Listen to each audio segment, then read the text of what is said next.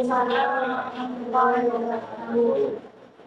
kasih Bapak Ibu atas kehadirannya pada hari ini, yang mana pada hari ini Ulun Nur Amalina SPD selaku calon guru penggerak Angkatan 11 Kabupaten Banjar melaksanakan presentasi diseminasi budaya positif untuk berbagi praktik baik selama kurang lebih 60 menit ke depan.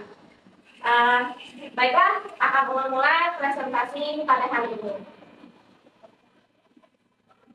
Dimulai dari konsep inti budaya positif Bapak Ibu. Bapak Ibu di sini ada 7 yang akan Ulun sampaikan mengenai konsep inti budaya positif. Yang pertama, perubahan paradigma belajar. Yang kedua, disiplin positif. Yang ketiga, teori motivasi perilaku manusia. Yang keempat, keyakinan kelas. Yang kelima, hukuman dan penghargaan. Yang keenam, kebutuhan dasar manusia. Dan yang terakhir adalah posisi kontrol guru. Baik, selanjutnya. Nah, apa sih itu pembelajaran dengan paradigma baru? Nah, seperti kita ketahui bahwa di pembelajaran saat ini di setiap satuan pendidikan itu sudah menggunakan kurikulum merdeka. Yang mana harapan dari tujuan kurikulum merdeka itu adalah melahirkan profil pelajar Pancasila.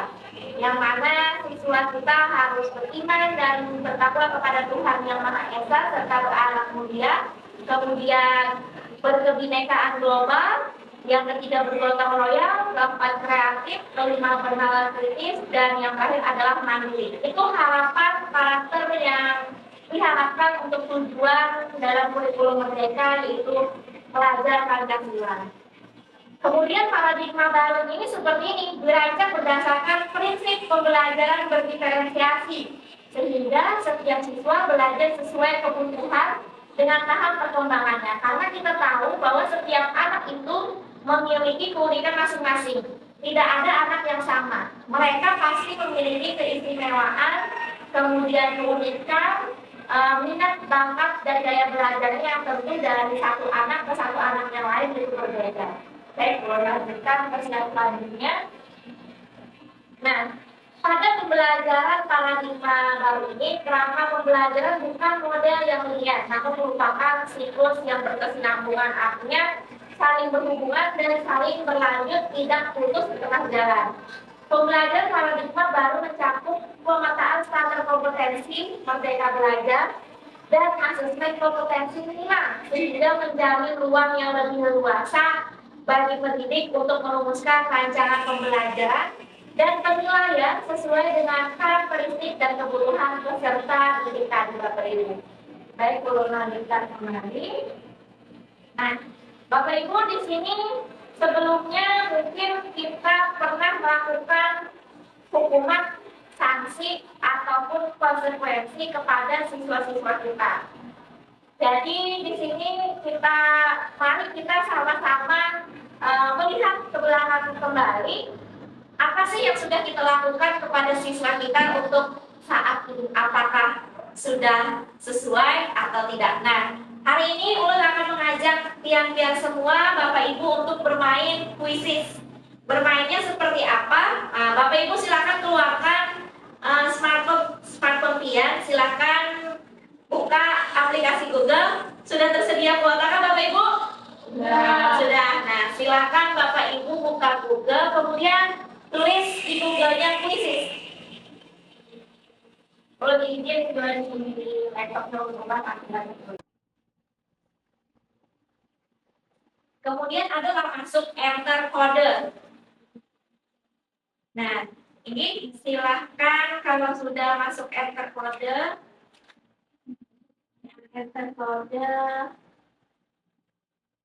masukkan kode paling atas, masukkan kode ya paling atas. Jadi bisa biar masukkan kode sini biar Ulun bantu kuisis. Bisa kita masukkan di sini.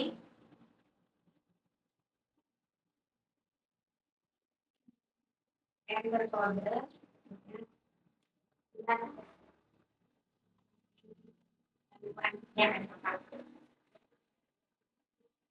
Ini sudah masuk.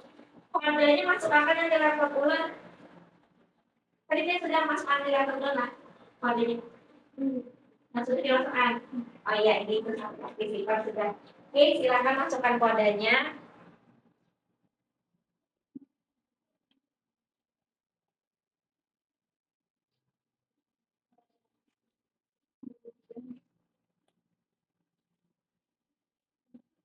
Oke, sudah masukkan kode 7212855. Terus tuh kalau masukkan nama, tulis nama kalian.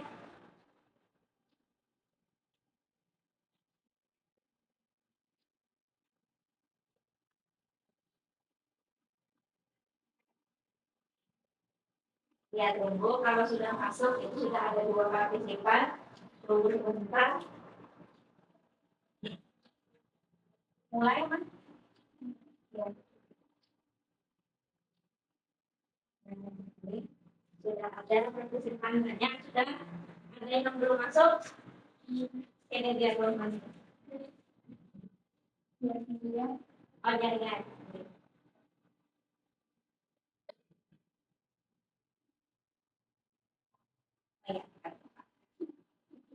Baik, mulai karena sudah. Oh ya, masih nunggu ya. Baik, sekarang ulun mulailah gamenya kan? Silakan Pian.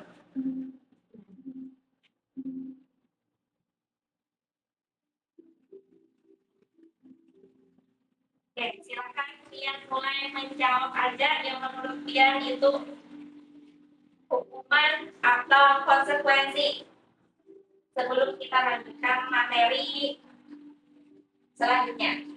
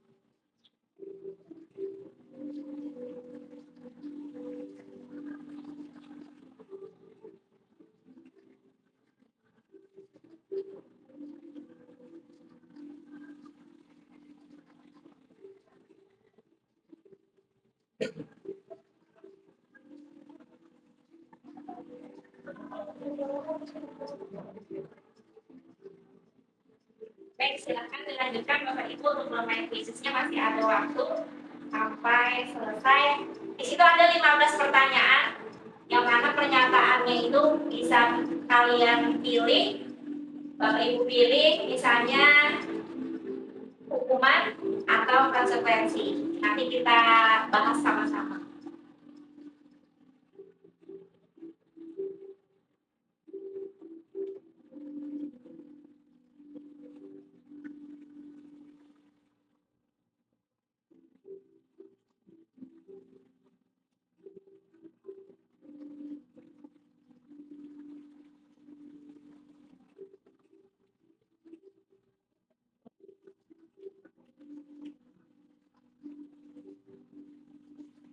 Baik, di sini sudah terlihat penjawab sedang berkejar-kejaran untuk mendapatkan jawaban yang paling benar.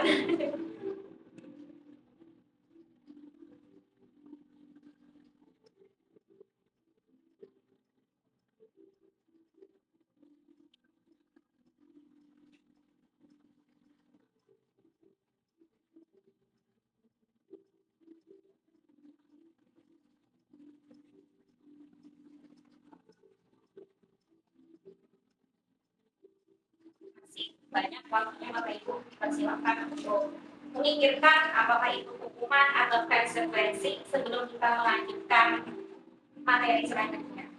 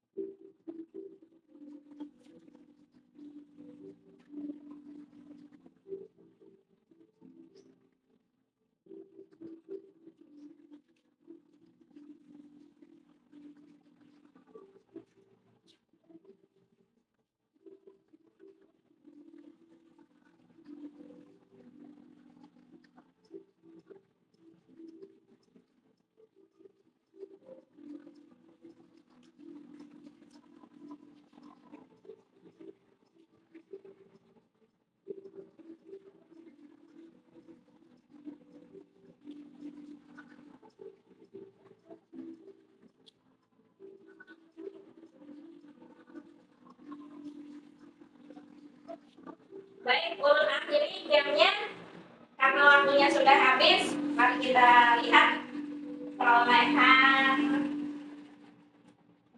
sementara.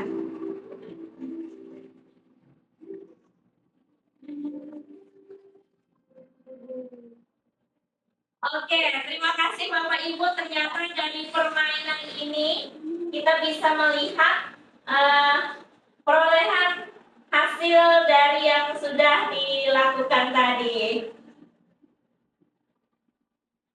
Ternyata Bapak Ibu kita ternyata perlu lebih mendalami lagi pembelajaran atau materi diseminasi budaya positif ini.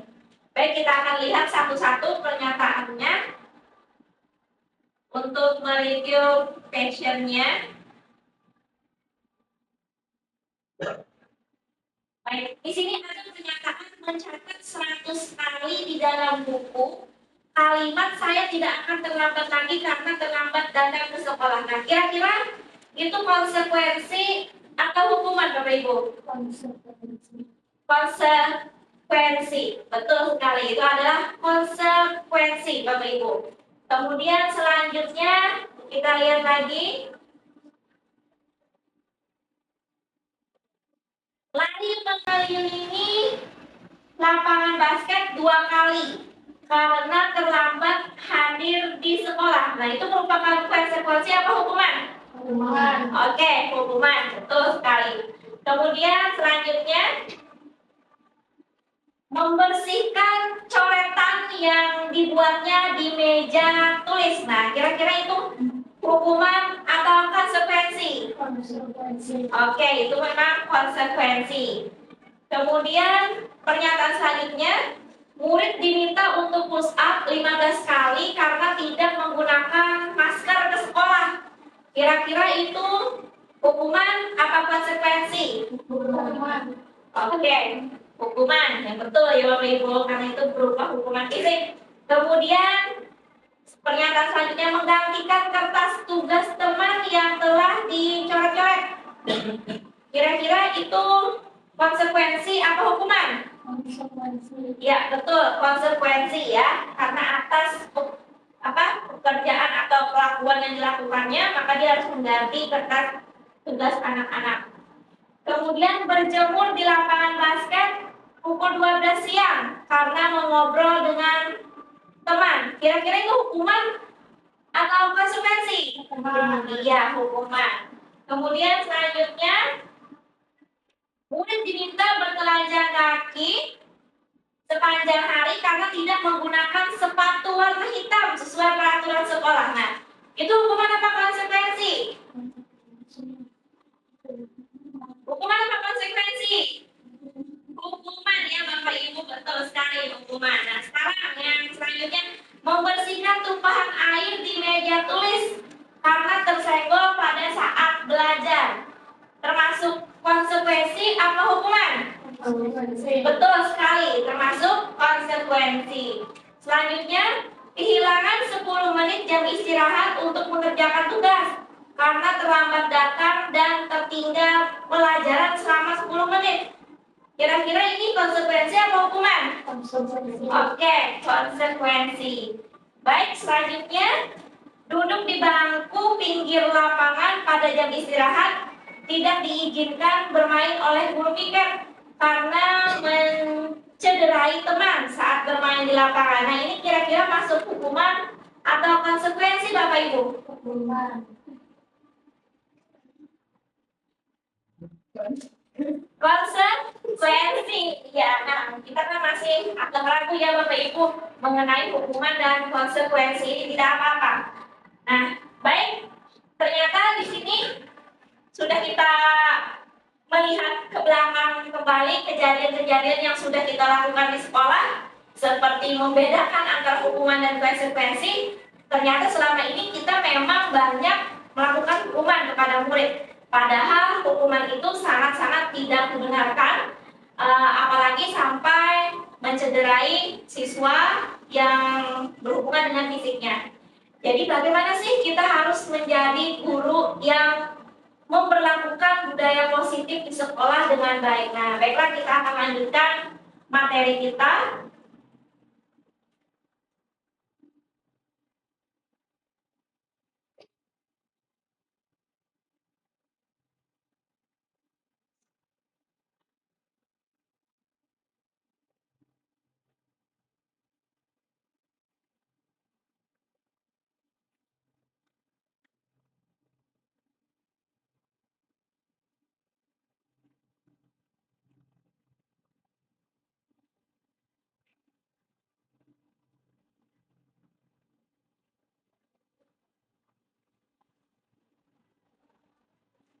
Nah, Bapak Ibu, untuk membangun budaya yang positif di sekolah, maka kita perlu menyediakan lingkungan yang positif, aman, dan nyaman agar murid-murid mampu berpikir, bertindak, dan mencipta dengan merdeka, mandiri, serta bertanggung jawab.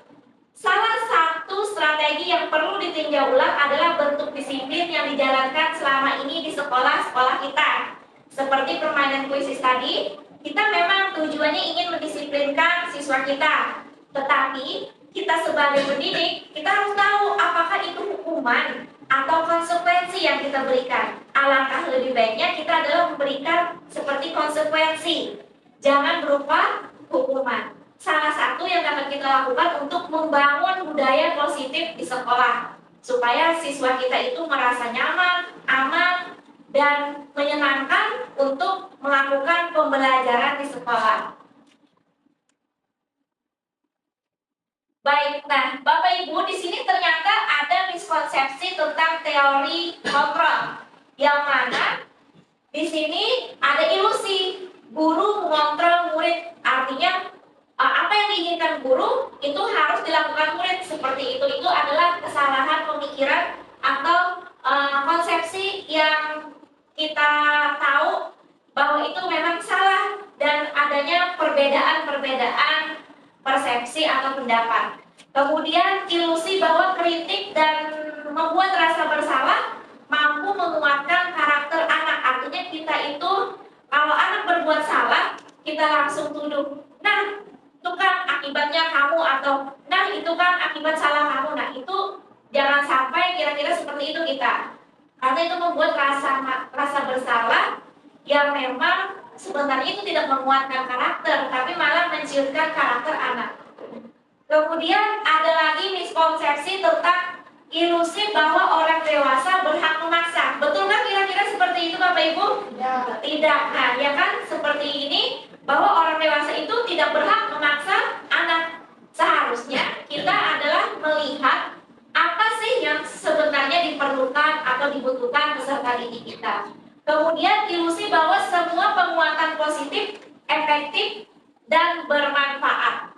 Nah, sebenarnya penguatan positif ini memang harus efektif dan bermanfaat, tapi kita lihat kembali apakah itu tadi berupa hukuman atau konsekuensi. Dan paling tidak kita jangan sampai memberikan hukuman kepada peserta didik kita. Kemudian selanjutnya, nah untuk yang ilusi guru mengontrol murid tadi, pada dasarnya kita tidak dapat memaksa murid untuk berbuat sesuatu. jikalau murid tersebut memilih untuk tidak melakukannya. Walaupun tampaknya kita sedang mengontrol perilaku murid tersebut, hal ini karena murid tersebut sedang menginginkan dirinya dikontrol. Kemudian ada lagi nih pernyataan ilusi bahwa semua penguatan positif, efektif, dan bermanfaat. Penguatan positif atau bimbingan adalah bentuk-bentuk kontrol segala usaha untuk mempengaruhi murid agar mengulangi suatu perilaku tertentu adalah suatu usaha untuk mengontrol murid tersebut. Kemudian selanjutnya ilusi bahwa kritik dan membuat orang merasa bersalah dapat menguatkan karakter. Menggunakan kritik dan rasa bersalah untuk mengontrol murid menuju pada identitas gagal. Artinya tadi menciutkan karakter si anak. Jadi dia tidak bisa mengenali identitas dirinya sendiri. Bahkan pada akhirnya mereka menemui bahwa identitas yang dimiliki oleh peserta didik kita itu adalah gagal. Kemudian yang terakhir, ilusi bahwa orang dewasa memiliki hak untuk memaksa. Memang kita lihat banyak sekali orang dewasa yang percaya bahwa mereka memiliki tanggung jawab untuk membuat murid-murid berbuat hal-hal tertentu. Apapun yang dilakukan dapat diterima selama ada sebuah kemajuan berdasarkan sebuah pengukuran kinerja.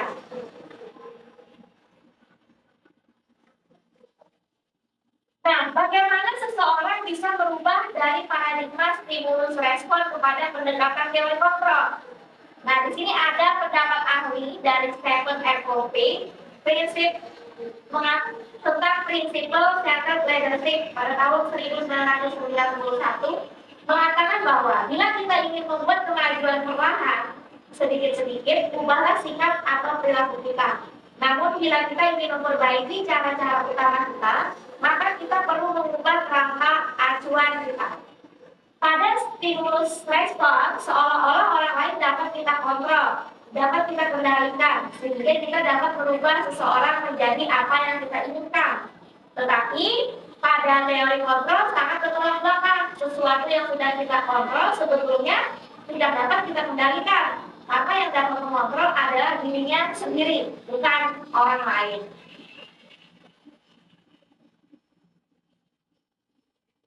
Nah, di sini mengubah paradigma stimulus respon ke pendekatan teori kontrol. Yang mana di sini stimulus respon kita mencoba mengubah orang agar berpandangan sama dengan kita. Ternyata kita tidak bisa kan seperti itu. Makanya di sini ada teori kontrol atau pemilihan yang mana yang tepatnya adalah kita berusaha memahami pandangan orang lain tentang dunia. Kemudian yang kedua, di sini ada stimulus respon, perilaku buruk dilihat sebagai suatu kesalahan. Ternyata dalam teori kontrol, semua perilaku tentu pastinya memiliki tujuan. Yang ketiga, Bapak Ibu, orang lain bisa mengontrol saya. Nah, namun pada teori kontrol, hanya Anda yang bisa mengontrol diri Anda. Artinya kita sendiri yang dapat mengontrol diri kita. Kemudian yang terakhir, ada pemaksaan ada pada saat didikan gagal. Nah, di sini teori kontrol adanya kolaborasi atau kerjasama dan konsensus menciptakan pilihan-pilihan baru. Jadi di sini bagaimana mengubah paradigma stimulus respon ke pendekatan teori kontrol agar budaya positif yang kita ciptakan itu lebih aman dan nyaman. Nah, selanjutnya kita berikan penguatan lagi apa sih disiplin positif itu. Nah, dalam budaya kita, makna kata disiplin telah berubah menjadi sesuatu yang dilakukan seseorang pada orang lain untuk mendapatkan kepatuhan. Disiplin itu identik dengan harus patuh. Nah, kita cenderung menghubungkan kata disiplin dengan ketidaknyamanan. Biasanya kalau disiplin itu di sekolah kan lebih ke arah memaksa sehingga anak-anak merasa tidak nyaman. Nah, ternyata disiplin positif itu merupakan salah satu pendekatan disiplin diri yang mengakukan seseorang untuk mengontrol perilakunya dalam kesadaran dan bertanggung jawab atas tindakannya sebagai wujud menghormati diri sendiri dan orang lain. Jadi, sebagai pendidik, Bapak Ibu di sini kita berefleksi kembali bahwa tujuan kita adalah menuntun murid untuk memiliki disiplin diri, sehingga mereka bisa berperilaku yang mengacu pada nilai-nilai kebajikan universal. Nah, Bapak Ibu, pendekatan disiplin positif ini tidaklah tentang anak atau peserta didik secara langsung, tetapi tentang diri dan cara kita sendiri, baik sebagai orang tua, guru, kita sebagai pendidik maupun orang dewasa, memberikan dampak atau pengaruh positif kepada anak atau peserta didik kita. Jadi dengan adanya diseminasi budaya positif ini, semoga kedepannya Bapak Ibu kita dapat memberikan pengaruh positif yang memberikan dampak kepada anak sehingga anak tidak terkesan terpaksa melakukan suatu kedisiplinan.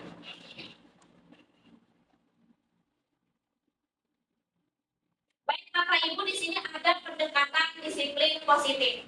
Yang mana pendekatan disiplin positif ini merupakan kemampuan individual pendidik untuk membina atau mendidik peserta didik secara individual ataupun secara kelompok. Pendekatan secara individual atau kelompok perlu mendapatkan dukungan kebijakan sekolah dan peran serta pemangku kepentingan sekolah. Jadi kita sebagai warga sekolah, dimulai dari kepala sekolah, dimulai dari guru, kemudian karyawan dan TU sekolah, serta orang tua juga perlu terlibat dalam pendekatan disiplin positif ini. Nah, Bapak Ibu, di sini ada nilai-nilai kebajikan universal. Apa saja nilai kebajikan universal itu? Di sini nilai kebajikan ada sifat-sifat positif manusia yang merupakan tujuan mulia yang ingin kita capai. Pastilah semuanya manusia ingin mencapai tujuan yang mulia. Kemudian, untuk mencapai tujuan itu, maka nilai yang disepakati bersama itu di sini ada lintas bahasa, suku, bangsa, agama maupun latar belakang dari sosial, ekonomi, dan budaya. Nah, yang mana dalam pendidikan kita di kurikulum Merdeka di sini adalah saya ambilkan contohnya profil pelajar Pancasila, yang mana di situ tadi ada 6 elemen. Harapan kedepannya untuk pembelajaran menggunakan kurikulum Merdeka mewujudkan peserta didik yang sesuai dengan profil pelajar Pancasila. Nah, motivasi perilaku manusia, yang mana ada faktor motivasi eksternal dan ada internal.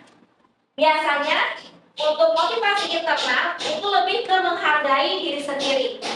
Itu internal berarti yang ada di dalam diri kita. Kemudian untuk yang eksternal berarti yang di luar. Nah, di sini ada dua. Yang pertama untuk menghindari ketidaknyamanan hukuman, kemudian untuk mendapatkan imbalan atau penghargaan. Itu adalah motivasi perilaku manusia. Secara kodratnya seperti itu. Dari motivasi internal dan motivasi eksternal. Nah, di sini ada menurut Ki Hajar Dewantara, merdeka itu artinya tidak hanya terlepas dari perintah, akan tetapi juga cakap buat memerintah diri sendiri. Yang mana di sini termasuk dalam motivasi internal atau yang ada dalam diri kita, bagaimana diri kita sendiri bisa menciptakan disiplin positif dan sikap merdeka. Nah, Bapak Ibu, dalam pembelajaran kita di kelas, kita pasti tentu memerlukan adanya peraturan kelas. Tapi kalau kita melihat peraturan, bahwa pesannya itu anak-anak seperti terpaksa mematuhi peraturan di kelas. Maka kita buatlah keyakinan kelas saja. Nah, yang mana alhamdulillah di tempat kita kan sudah setiap kelas memiliki keyakinan kelas masing-masing. Kenapa tidak peraturan kelas saja? Karena mungkin peraturan itu terlihat lebih memaksa. Kalau keyakinan kelas kan itu lebih kesepakatan kita bersama-sama dengan siswa kita, sehingga adanya rasa di dalam diri kita itu lebih termotivasi untuk melakukan hal-hal baik atau disiplin positif tadi.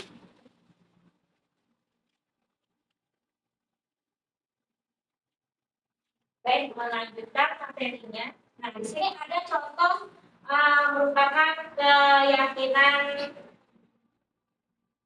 kelas. Nah, di sini ada dua contoh keyakinan kelas. Yang mana yang merupakan keyakinan kelas? Datang tepat waktu mengucapkan salam. Apakah termasuk Bapak Ibu keyakinan kelas?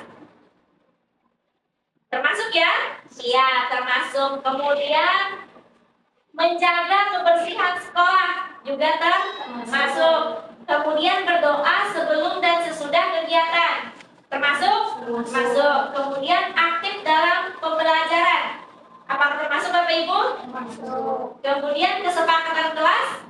Bisa Ibu Rahma silakan baca, Ibu Rahma, kesepakatan kelas yang lebih keyakinan kelas, silakan. Yang ini bisa Bu. Kami guru dan guru yang saling menyayangi. Oke, silakan Bu Istiqomah, bisa Bu disampaikan. Kami murid yang semangat belajar. Oke, kemudian terakhir Bu, silakan. Kami murid yang peduli. Oke, ini adalah contoh dari keyakinan kelas. Beberapa contoh ya Bu, yang kita lakukan di keyakinan kelas. Bagaimana membuat keyakinan kelas? Nah, saat ini kita memang bertanya-tanya, tapi kita sudah melakukan praktiknya. Ternyata ada hal-hal yang mungkin perlu kita dalami lagi. Yang pertama, lebih abstrak dari peraturan.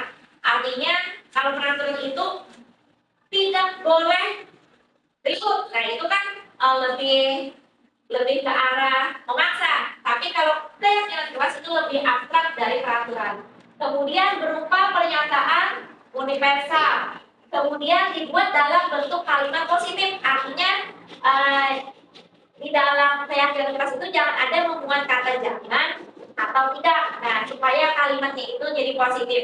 Seperti tadi, kami bersemangat untuk belajar. Nah, itu kan kalimatnya positif. Kemudian diupayakan sedikit saja agar mudah diingat. Apalagi kita kan sekolah dasar, itu memang murid lebih cepat ingat seperti kalimat yang pendek, tidak kalimat yang panjang. Kemudian sesuai dengan kondisi kelas dan sekolah agar mudah diterapkan. Artinya kelas yang satu mungkin berbeda keyakinan kelasnya dengan kelas yang lain. Kemudian semua warga kelas atau sekolah dilibatkan saat membuat. Jangan hanya kita sebagai guru itu memaksakan keyakinan kelas dibuat oleh gurunya sendiri, tetapi kita libatkan anak untuk mengeluarkan pendapat masing-masing sehingga kita bisa menyepakati keyakinan kelas bersama.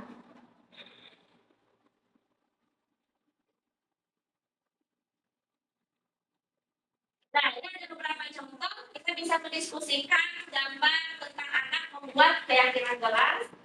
Kemudian ada lagi di sini tadi sudah yang kita lakukan tadi pada kuisis tentang hukuman ataupun konsekuensi. Saya rasa ini sudah cukup.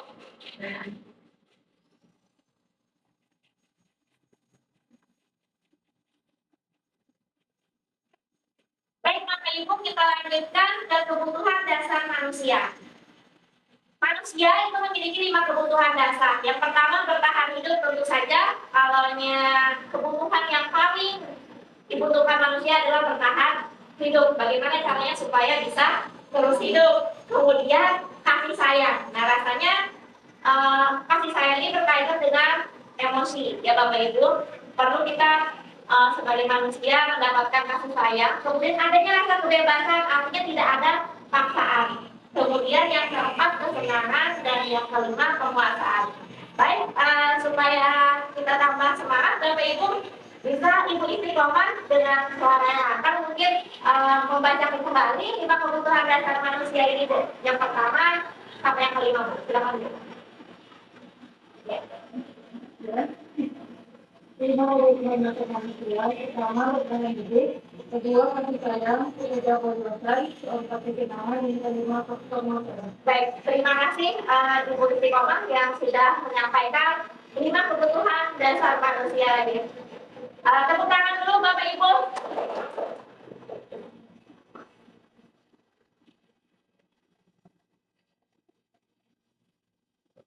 baik, di sini Ulun akan memaparkan kembali 5 kebutuhan dasar manusia. Di sini ada menurut tokoh yaitu William Glasser. Kebutuhan bertahan hidup itu ada kebutuhan yang bersifat fisiologis untuk bertahan hidup, misalnya kesehatan, rumah, dan makanan. Kemudian kebutuhan biologis sebagai bagian dari proses reproduksi, termasuk kebutuhan untuk tetap bertahan hidup. Yang kedua, kasih sayang dan rasa diterima. Kebutuhan ini dan 3 kebutuhan berikutnya adalah kebutuhan psikologis. Kebutuhan untuk disayangi dan diterima meliputi kebutuhan akan hubungan dan koneksi sosial. Kemudian kebutuhan untuk memberi dan menerima kasih sayang, dan kebutuhan untuk merasa menjadi bagian dari suatu kelompok. Kemudian penguasaan, kebutuhan pengakuan atas kemampuan. Kebutuhan ini berhubungan dengan kekuatan untuk mencapai sesuatu, menjadi kompeten, menjadi terampil, diakui atas prestasi dan keterampilan kita didengarkan dan dimiliki rasa harga diri. Kemudian adanya kebebasan, kebutuhan akan pilihan. Nah, ini ada seperti kemandirian, otonomi, memiliki pilihan, dan mampu mengendalikan arah hidup seseorang. Kemudian yang terakhir itu adalah kesenangan. Kebutuhan akan kesenangan adalah kebutuhan untuk mencari kesenangan, bermain, dan tertawa. Bayangkan, hidup tanpa kenikmatan apapun, betapa menyedihkan. Karena kalau kita tidak merasa senang, mungkin bisa hidup lebih nyaman nih Bapak Ibu, pasti kita memerlukan adanya kesenangan. Baik, selanjutnya adalah 5 posisi kontrol guru terhadap muridnya. Sampai mana sih sudah kita memposisikan diri di sekolah ini terhadap murid kita? Apakah kita sebagai guru penghukum? Kemudian apakah kita sebagai guru yang membuat merasa bersalah? Apakah kita sudah sebagai teman terhadap peserta didik kita? Apakah kita sudah sebagai pemantau? Atau apakah kita sudah sebagai manajer? Nah, baik, sebelumnya ulun bertanya dulu kepada Ibu Rahma, kira-kira Ibu Rahma posisi kontrol dia terhadap murid sudah sampai di posisi mana, Bu? Apakah Ibu Rahma sebagai guru yang menghukum, kemudian apakah membuat rasa bersalah, atau teman, atau pemantau, atau sebagai manajer, Bu? Silakan Bu Rahma, kira-kira posisi dia di mana, Bu? Oke, terima kasih Ibu Rahma. Berarti Ibu Rahma saat ini menyadari posisi kontrol yang ada pada posisi teman. Baik. Terima kasih Ibu Rahma atas jawabannya. Sekarang ulun mau menanyakan kepada Ibu Istiqomah. Bagaimana Ibu Istiqomah posisi Ibu saat ini? Kira-kira sudah di posisi yang mana, Bu? 1, 2, 3, 4, atau 5, Bu? Kira-kira, Bu? Pemantau. Baik Ibu, terima kasih atas jawabannya. Berarti Ibu Istiqomah memantau anak ya, Bu, ya sampai mana sudah perkembangan atau memantau lah kegiatan-kegiatan yang dilakukan anak. Oke, terima kasih atas masukannya. Baik, sekarang bagaimana sih posisi kontrol kita saat ini? Akan melanjutkan. Nah, baik Bapak Ibu, kalau menghukum, biasanya kita ada melihat pendidik yang mengatakan kamu ini selalu saja salah. Nah, itu kan seperti menghukum. Apalagi tadi seperti kita lakukan kritis, ada yang menghukum fisik seperti lari, keliling lapangan, apalagi sampai melakukan hubungan fisik, itu kan sangat-sangat tidak boleh ya Bapak Ibu sebenarnya. Kemudian membuat merasa bersalah, tepatkah kiranya seperti ini Bapak Ibu?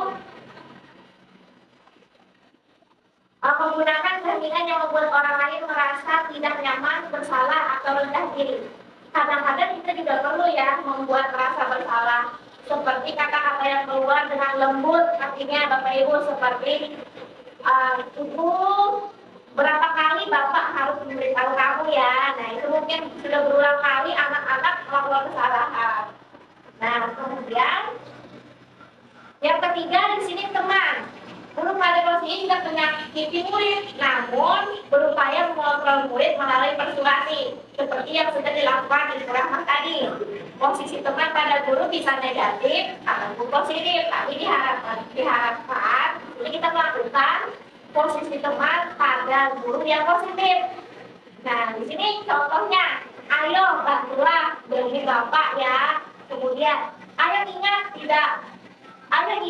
tidak bantuan bapak selama ini. Kemudian, ya sudah kali ini tidak apa-apa. Nanti ibu bantu bereskan. Itu kan memposisikan kita seperti teman. Kemudian memantau. Nah, pemantau di sini berarti mengawasi seperti yang disampaikan oleh Ibu Istiqomah tadi. Pada saat kita mengawasi, kita bertanggung jawab atas perilaku orang-orang yang kita awasi. Betul sekali, Ibu Istiqomah. Posisi pemantau berdasarkan pada peraturan dan konsekuensi. Dengan menggunakan sanksi atau konsekuensi, kita dapat memisahkan hubungan pribadi kita dengan murid. Contohnya, peraturannya apa ya? Nah, seperti mengingatkan, kemudian memantau dan mengawasi peserta didik kita. Nah, yang terakhir, diharapkan posisi terakhir ini sebagai manajer adalah posisi di mana guru berbuat sesuatu bersama dengan murid. Mempersilahkan murid mempertanggungjawabkan perilakunya, mendukung murid agar dapat menemukan solusi atas permasalahannya sendiri. Seorang manajer telah memiliki keterampilan di posisi teman maupun pemantau, dan dengan demikian bisa jadi di waktu-waktu tertentu kembali kepada kedua posisi tersebut bila diperlukan. Jadi kalau kita memposisikan diri Bapak Ibu, kita bisa menggabungkan posisi kita sebagai teman maupun pemantau, tapi alangkah lebih baiknya posisi kontrol kita itu lebih diarahkan ke manajer. Jadi kita bisa bersama-sama dengan siswa kita menemukan solusi atas permasalahannya sendiri. Baik Bapak Ibu, materi selanjutnya adalah tentang segitiga restitusi. Yang mana segitiga restitusi ini ada 3 tahapan. Yang pertama, menstabilkan identitas. Contohnya seperti ini, misalnya ada anak yang berbuat salah. Kita bisa melakukan menstabilkan identitasnya dengan memanggilnya, kemudian kita memberikan pertanyaan atau pernyataan. Kamu bukan satu-satunya yang pernah melakukan ini. Nah, kita tentu menyadarkan dulu dengan identitas anak ini, salahkah atau tidak. Kemudian yang kedua adalah memvalidasi kebutuhan. Kalau kita memahami kebutuhan dasar apa saja yang mendalam sebuah tindakan, maka kita akan dapat melihat apa sih yang dibutuhkan anak. Contohnya, kamu tentu punya alasan kenapa melakukan itu, nak. Nah, itu kan kayak memvalidasi kebutuhan anak. Anak ini sebenarnya apa motivasi dia melakukan hal tersebut. Kita bisa memberikan pernyataan atau pertanyaan seperti ini. Dan yang terakhir adalah menanyakan keyakinan. Setelah melakukan langkah 1 dan 2 tadi, langkah 1 menstabilkan identitas, langkah kedua memvalidasi kebutuhan, kita dapat melakukan langkah menanyakan keyakinan. Maka anak akan siap untuk menemukan nilai-nilai yang dia percaya dan berpindah menjadi orang yang dia inginkan. Kembali lagi ke keyakinan kelas yang dibuat bersama-sama tadi Bapak Ibu. Keyakinan kelas apa yang telah kita yakini. Nah, begitu Bapak Ibu. Kemudian Bapak Ibu di sini ada punya contoh video yang sudah buat pada demonstrasi kontekstual. Akan ulun tayangkan. Mohon izin.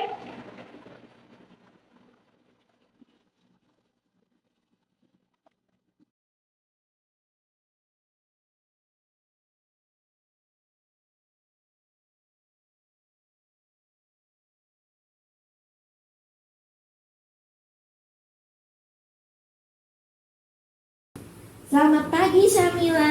Selamat pagi Bu Mina. Oke, Syamila kira-kira tahu nggak kenapa jam istirahat ini Syamila ibu panggil di kantor ini? Karena mungkin tugas kemarin Bu. Ya benar.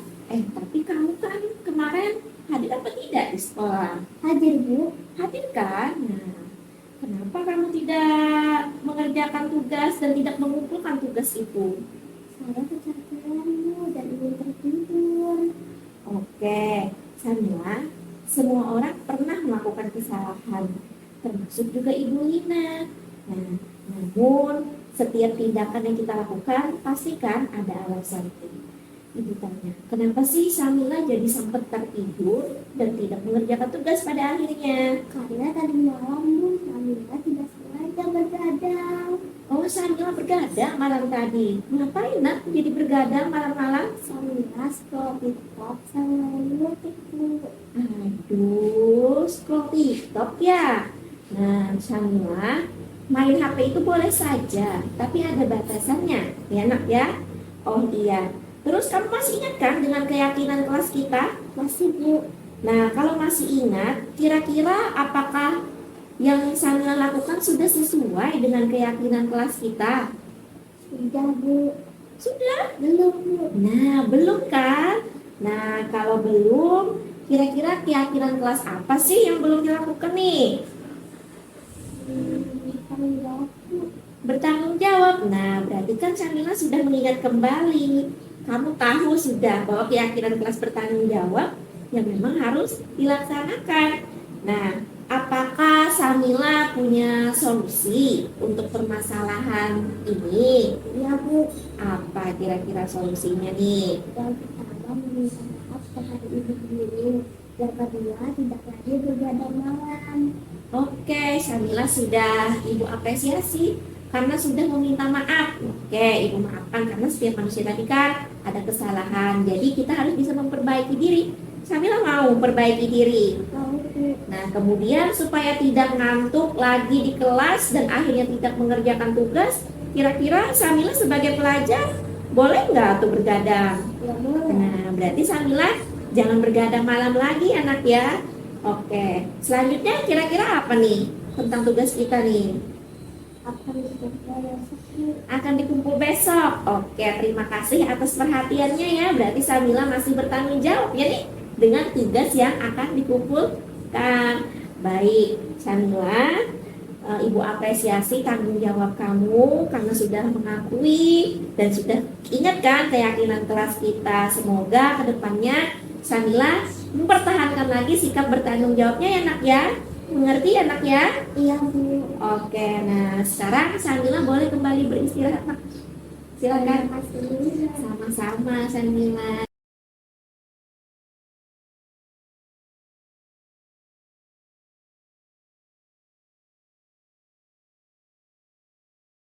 Naila, apa kabar? Baik. Kira-kira Naila tahu nggak hari ini kenapa Ibu panggil ke kelas ini? Tidak tahu. Nah, coba Naila ingat dulu. Naila Sabtu kemarin kira-kira ikut tidak ekstrakurikuler pramuka? Tidak. Tidak. Kenapa?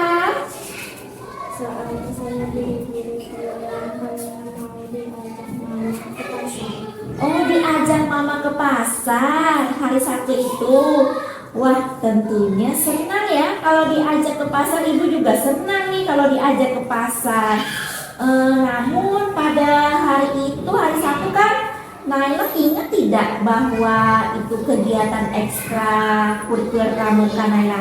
Tidak Bu, soalnya saya tidak ikut ekstra pramuka bahasa Inggris. Oh, berarti Naila tidak ingat. Makanya Naila tidak minta izin ya kepada Ibu Niken sebagai pembina ekstrakurikuler pramuka. Oke, Naila, semua orang itu pernah salah. Ibu pun juga pernah salah. Nah, tapi alangkah baiknya kalau kita sudah melakukan kesalahan, kita perlu perbaiki diri. Mau tidak memperbaiki? Mau. Nah, sekarang Ibu mau tanya dulu nih.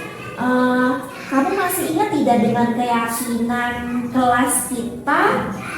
Kira-kira keyakinan kelas apa yang belum Naila terapkan di kelas ini? Untuk mengikuti kegiatan sekolah Bu. Oke, tertib mengikuti kegiatan sekolah. Salah satunya tadi kegiatannya apa? Ekstrakurikuler pramuka. Iya, itu salah satu kegiatan kita di sekolah yang tertib kita ikuti. Harus hadir.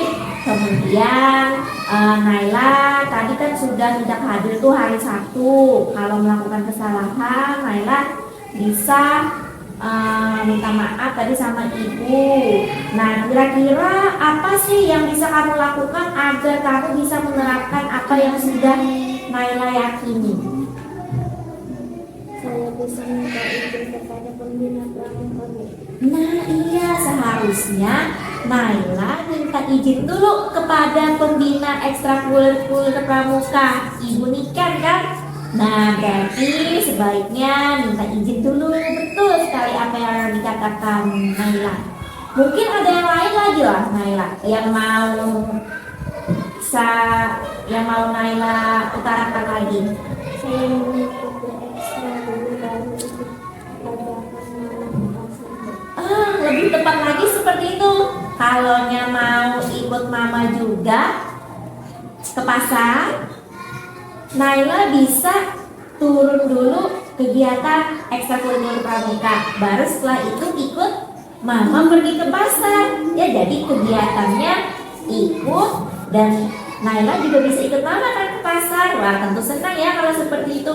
Nah, berarti Naila sudah paham lah bahwa kita harus tertib aturan di sekolah. Ya Bu, insya Allah saya akan berusaha lebih tertib lagi. Betul sekali. Seperti itu ya Naila, harus lebih tertib lagi melakukan kegiatan di sekolah. Berarti Naila sudah paham ya?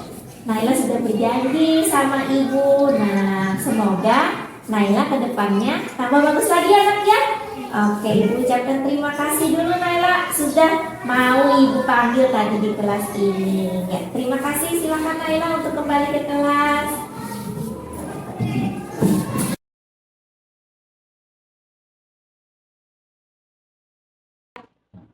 Nah, Bapak Ibu, itulah tadi tayangan video segitiga restitusi yang sudah saya praktikkan pada demonstrasi kontekstual, yang mana di situ tadi ada 2 kasus yang saya angkat dari siswa saya yang bernama Syamila dan siswa saya yang bernama Naila. Yang mana di 2 video tersebut sudah melewati 3 tahapan. Ada menstabilkan identitas, kemudian validasi kebutuhan, dan menanyakan keyakinan. Ternyata apa sih dampaknya Bapak Ibu segitiga restitusi yang sudah saya lakukan pada demonstrasi kontekstual itu? Ternyata itu memberikan dampak atau pengaruh yang positif terhadap anak. Anak menumbuhkan kembali rasa percaya dirinya, kemudian anak itu menjadi tahu dengan nilai-nilai keyakinan yang sudah dilakukannya pada dirinya, dan kemudian nilai-nilai keyakinan kelas yang perlu atau anak-anak lakukan atau laksanakan. Baik, ulun lanjutkan Bapak Ibu. Nah, ternyata dari kasus yang sudah ulun tayangkan tadi dan tahapan-tahapannya, restitusi itu merupakan sebuah pendekatan untuk menciptakan disiplin positif Bapak Ibu. Restitusi adalah proses menciptakan kondisi bagi murid untuk memperbaiki kesalahan mereka, sehingga mereka bisa kembali pada kelompok mereka dengan karakter yang lebih kuat, dengan keyakinan kelas yang sudah disepakati bersama tadi. Itu untuk kalau lingkup kelas Bapak Ibu. Kemudian restitusi juga adalah proses kolaboratif yang mengajarkan murid untuk mencari solusi untuk masalah dan membantu murid berpikir tentang orang seperti apa yang mereka inginkan dan bagaimana mereka harus memperlakukan orang lain. Dalam artian di sini yang mereka inginkan itu tentu adalah hal-hal yang positif. Nah, kemudian di bawah ini ada ciri-ciri restitusi Bapak Ibu yang membedakan dengan program disiplin lainnya. Restitusi itu bukan untuk menebus kesalahan, namun untuk kita belajar dari kesalahan yang telah dilakukan, sehingga ke depan itu bisa memperbaiki kesalahan tersebut. Kemudian yang kedua, restitusi memperbaiki hubungan. Artinya yang awalnya kita mungkin tidak tahu apa keperluan dan kebutuhan murid kita, tapi dengan adanya restitusi kita bisa memperbaiki hubungan antara kita dengan siswa kita ataupun sebaliknya. Kemudian yang ketiga, restitusi adalah tawaran. bukan paksaan. Artinya kita kalau sudah melakukan segitiga restitusi itu tidak memaksa anak, tapi kita mengajak anak mau kada berbuat baik. Nah, menawarkan sehingga restitusi itu dengan ciri yang terakhir menuntun untuk melihat ke dalam diri kembali. Karena tidak ada paksaan tadi, maka yang muncul adalah motivasi dari diri anak itu sendiri supaya berubah ke arah yang lebih baik. Nah, tadi Bapak Ibu ada tahap menstabilkan identitas, yang mana bagian dasar dari segitiga restitusi ini bertujuan untuk mengubah identitas anak dari orang yang gagal karena melakukan kesalahan menjadi orang yang lebih baik lagi. Kalimat-kalimatnya yang dapat kita gunakan di kelas atau di sekolah ada 4 di sini Bapak Ibu. Berbuat salah itu tidak apa-apa nak. Kemudian tidak ada manusia yang sempurna. Nah, itu kita menstabilkan identitasnya bisa menggunakan kata-kata seperti ini. Saya juga pernah melakukan kesalahan seperti itu. Dan yang terakhir, kita bisa menyelesaikan ini. Nah, ini contoh dari menstabilkan identitas. Kemudian contoh lainnya Bapak Ibu di sini adalah validasi tindakan yang salah. Nah, di sini kita memvalidasinya supaya memenuhi kebutuhan dasar anak tadi. Kalau kita memahami kebutuhan dasar apa yang mendasari sebuah tindakan, kita akan bisa menemukan cara-cara paling efektif Bapak Ibu untuk memenuhi kebutuhan anak tersebut. Nah, yang mana di sini ada kalimat yang mungkin terdengar asing buat kita. Namun bila kita katakan dengan nada tanpa menghakimi, maka ini akan lebih bisa kita jalankan Bapak Ibu. Yang pertama, padahal kamu bisa melakukan yang lebih buruk dari ini ya. Kemudian lagi, kamu pasti punya alasan mengapa melakukan hal itu. Kemudian yang ketiga, kamu patut bangga pada dirimu sendiri karena kamu telah melindungi sesuatu yang penting buatmu. Dan yang terakhir, kamu boleh mempertahankan sikap itu, tapi kamu harus menambahkan sikap yang baru. Karena ini contoh kalimatnya Bapak Ibu. Kemudian yang selanjutnya, yang terakhir, menanyakan keyakinan. Nah, menanyakan keyakinan ini dapat kita hubungkan keyakinan anak dengan keyakinan kelas atau sekolah atau keluarga. Di antaranya, apa sih nak yang kita percaya sebagai kelas? Kemudian apa nilai-nilai umum yang telah kita sepakati bersama?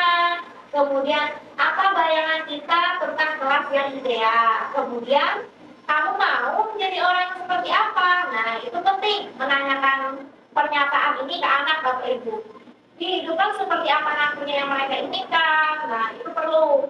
Tapi mereka dapat kita bantu dengan hal-hal seperti ini. Guru dapat membantu dengan bertanya seperti apa jika mereka menjadi orang seperti ini. Ketika anak sudah mendapat gambaran yang jelas tentang orang seperti apa yang kita inginkan, guru dapat membantu anak-anak tetap fokus pada gambaran tersebut Bapak Ibu. Baik Bapak Ibu, sebelum saya tutup di sini saya ada mempunyai quote. Mari belajar bersama, berkolaborasi, saling mendukung demi mewujudkan disiplin positif di sekolah kita sehingga dapat menciptakan karakter profil pelajar Pancasila Bapak Ibu. Baik, selanjutnya Bapak Ibu kita akan melakukan sesi tanya jawab. Mungkin di sini ada 3 penanya yang bisa kita sama-sama saling berbagi. Kalaupun urun ada salah menjawab bisa dibantu dengan Bapak Ibu guru yang lain. Baik Bapak Ibu, silakan ada yang ingin ditanyakan, dipersilakan. Bisa dimulai dari Ibu kita yang ditanyakan Bu. Apa tantangan yang mungkin dihadapi dalam menciptakan budaya positif di sekolah? Baik, terima kasih Ibu Mita. Jadi bicara dulu ya. Pertanyaan Ibu Mita adalah apa tantangan yang mungkin dihadapi dalam menciptakan budaya positif di sekolah? Luar biasa sekali pertanyaan Ibu Mita. Di sini Ulun izin menjawab Ibu Mita. Mungkin kalau kita berbicara tantangan tentu banyak ya Bu tantangan yang ada di sekolah kita. Namun kita menghadapinya bagaimana yaitu menciptakan budaya positif sekolah untuk menjadikan tantangan itu mencarikan solusinya. Nah, salah satu mungkin yang menjadi tantangan di sekolah kita ini adalah latar belakang ekonomi, kemudian sosial budaya ya Bu kita. Kemudian oleh karena itu kita memerlukan komitmen yang luar biasa dari warga sekolah. Bagaimana menghadapi tantangan itu kita bisa bersama-sama membicarakannya dalam forum komunitas belajar kita. Tantangan mungkin sangat banyak ya Bu Gita, terutama dalam latar belakang anak. Itu tentu menjadi tantangan kita dalam menciptakan budaya positif. Kita memang di sekolah ingin membentuk budaya positif yang baik kepada anak, tetapi kita tidak tahu bagaimana keadaan anak di rumah yang membuat mereka mungkin ada hal-hal negatif. Jadi di tempat sekolah inilah kita perlunya berkomitmen bersama Bapak Ibu guru semua menjadi warga sekolah yang menciptakan budaya positif kepada anak. Baik Bapak Ibu, ada yang ingin ditanyakan lagi? Ya, silakan Ibu Istiqomah, bagaimana Bu pertanyaannya? Apa sih peran guru dalam memilih budaya positif sekolah itu? Oke, baik Ibu Istiqomah, pertanyaannya sudah sangat luar biasa. Apa peran dalam mendukung budaya positif di sekolah? Nah, Bapak Ibu, di sini posisi sentral kita adalah sebagai seorang guru. Maka kita harus mendukung dan mempromosikan budaya positif yang ada di sekolah kita tadi. Dengan salah satunya kita bisa menciptakan keyakinan kelas tadi di masing-masing kelas. Kemudian kita bisa menciptakan keyakinan sekolah. Dan kita sebagai guru menyadari bahwa bagaimana melakukan tanggung jawab kita menciptakan lingkungan pembelajaran yang aman, nyaman, dan menyenangkan, sehingga budaya positif itu lebih terbangun. Apalagi kita membangun keyakinan kelas tadi kan supaya anak tidak ada paksaan, tetapi dimulai dari keyakinan dirinya masing-masing ya Bu, supaya bisa mengimplementasikan kebutuhan anak-anak. Kemudian tentunya kita meminta bantuan dari semua pihak warga sekolah untuk terlibat. Ya, silakan mungkin ada pertanyaan lagi. Baik, silakan Ibu Rahma, ada pertanyaannya Bu. Bagaimana cara membangun budaya positif di sekolah? Baik, terima kasih Ibu Rahma atas pertanyaannya. Pertanyaan dari Ibu Rahma, bagaimana cara membangun budaya positif di sekolah? Nah, Bapak Ibu, membangun budaya positif di sekolah itu melibatkan berbagai strategi. Salah satunya tadi meletakkan visi dan misi sekolah kita dulu seperti apa, nilai yang ingin dijunjung tinggi. Itu kita lihat kembali visi misi sekolah kita. Kemudian Bapak Ibu, komunikasi yang sangat efektif antara kita sebagai warga sekolah, baik itu antar guru siswa ataupun kepala sekolah dan guru. Kemudian dan juga tadi itu Bapak Ibu, kita harus melakukan komunikasi terbuka dengan warga sekolah supaya permasalahan itu dapat kita selesaikan secara bersama-sama. Dan tentunya kita bisa menerapkan segitiga restitusi tadi untuk memperbaiki permasalahan yang ada pada anak. Kemudian kita juga bisa memposisikan diri tadi, bisa sebagai manajer, dan juga bisa menggabungkannya sebagai teman dan pengamal. Baik, mungkin itu saja Bapak Ibu yang dapat ulun sampaikan. Terima kasih atas kehadirannya pada hari ini. Itulah tadi sesi kita untuk saling berbagi ulun Amalina SPD. Terima kasih atas kehadiran Bapak Ibu untuk memperkenalkan ulun saling berbagi praktik baik tentang diseminasi budaya positif. Ini akhir kata, ulun mohon maaf jika terdapat kata ataupun kesalahan baik disengaja maupun tidak disengaja. Semoga kedepannya kita bisa memberikan budaya positif dimulai dari diri kita sendiri, lingkungan kelas, hingga lingkungan sekolah, dan bersama-sama kita berkolaborasi dengan warga sekolah untuk membangun budaya positif yang kita inginkan demi kemajuan pendidikan. Ulun akhiri, wabillahi taufiq wal hidayah. Wassalamualaikum warahmatullahi wabarakatuh. Waalaikumsalam warahmatullahi wabarakatuh.